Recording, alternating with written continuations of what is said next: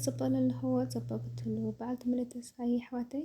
لا لما أنتي بحدش فيديو مزيني يخون نسخة حانت حالتي تعمل فوتو على خورا خندق زي وجود نيل تخون كفن بصحات حانت سايانا كوريت حالي زوج شي بالتعمير مسكني أغني لي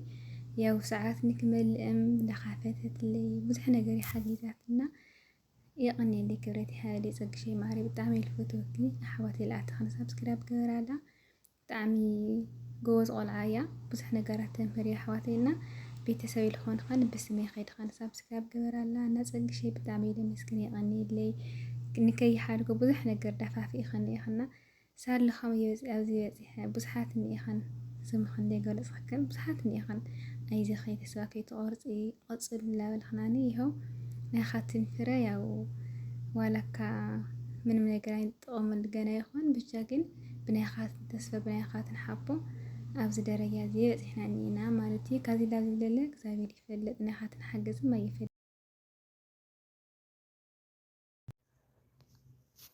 سلام ناقن يوتيوب شانل تخاطلتي كمن يحوم تحنرهم أنا سلامية إجزابير أملاك مسكين ያው ኣነ ስመይ ፀጋ ይበሃል ፀጋ ትብልብል ድማ ትፈልጥኒ ኢኹም ዘይትፈልጥኒ ለውናይ ፀጋ ይበሃል ማለት እዩ ልሙዕንቲ ናብዚ ናይ እዚ መፅእ ኣለኹ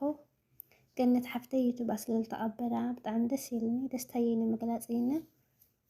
ገንየ ማዓረይ እንኳዕ ደስ በለኪ ክብለኪ ይደሊ ገንየ ካብ ልፈልጠኪ ብጣዕሚ ንድዒ ብቻ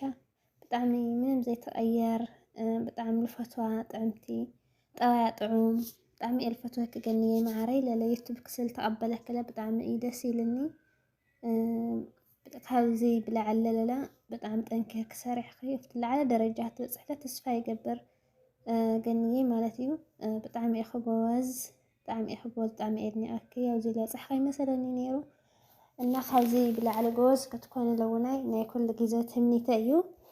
ያው ኣብ ናይ ገኒ ዩቱብ ቻናል ዘለኹም ኣሕዋተይ ለውናይ ስተተዋውዕዋ ማለት እዩ ሞራል ኩንዋ ሰብስክራይብ ላይክ ላገበርኩም ስለልተቐበላ ማለት እዩ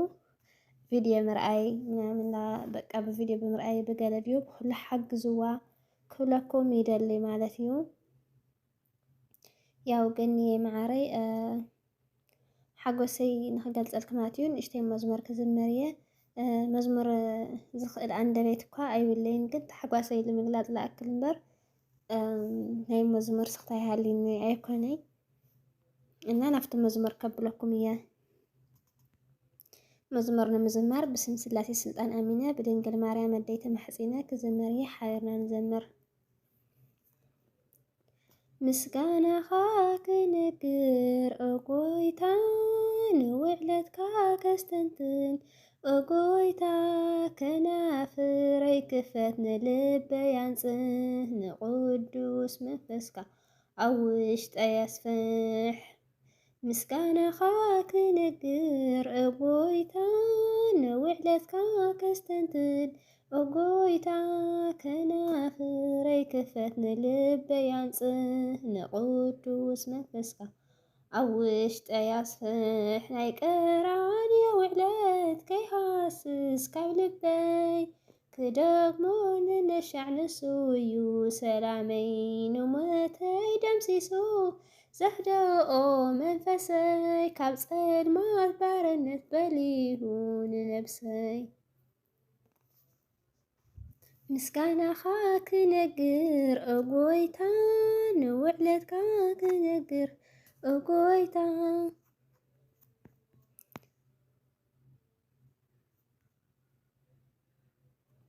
ከናፍረይ ክፈት ንልበይ ኣንጽህ ንቅዱስ መንፈስካ ኣብ ውሽጠይ ኣስፍሕ ንቅዱስ መንፈስካ ኣብ ውሽጠይ ኣስፍሕ ንነዊሕ ዘመናት ካባኻ ርሒቐ ከቕለውሉ ብመንፈስ ሰልሚ ወዲቐ ኣባኻ ክሕይር እንኹ ይናፍቕ ብላዛ ቃላትካ ዘለኣለም ክሕንቅቕ ምስጋናኻ ክነግር እጎይታ ንውዕለትካ ከስተንትን እጎይታ ከናፍረይ ክፈት ንልበይ አንጽህ ንቅዱስ መንፈስካ ውሽጠይ አስፍሕ መስተንክር ኮይንኒ ህያውዩ ፍቅርኻ ቃላት ይሓፅረኒ ክገልጽ ሰናይካ ብስቕታ ፈቲነ ግና ኣይከኣልኩን ክዝምር የበቃ ውዕለትካ ከስተንትን ምስጋናኻ ክነግር እጎይታ ንውዕለትካ ከስተንትን እጎይታ ከናፍረይ ክፈት ንልበይ አንጽህ ንቅዱስ መንፈስካ ኣብ ውሽጠይ አስፍሕ ናይ ህይወተይ ህያብ ኣብዚ ንኸብቅዕ ሞይቱለይ ኣምላኽ ሰላመይ ከደንፍዕ ኣርማይ ከልዕለየ መስቀል ይሳንድቐይ ክነግር ከመስግን ንዝሓልፎ ስለይ ምስጋናኻ ክነግር እጎይታ ንውዕለትካ ከስተንትን እጎይታ ከናፍረይ ክፈት ንልበይ አንጽህ ንቅዱስ መንፈስካ ኣብ ውሽጠይ አስፍሕ ምስጋናኻ ክነግር እጎይታ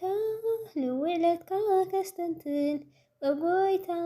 ከናፍረይ ክፈት ንልበይ አንጽህ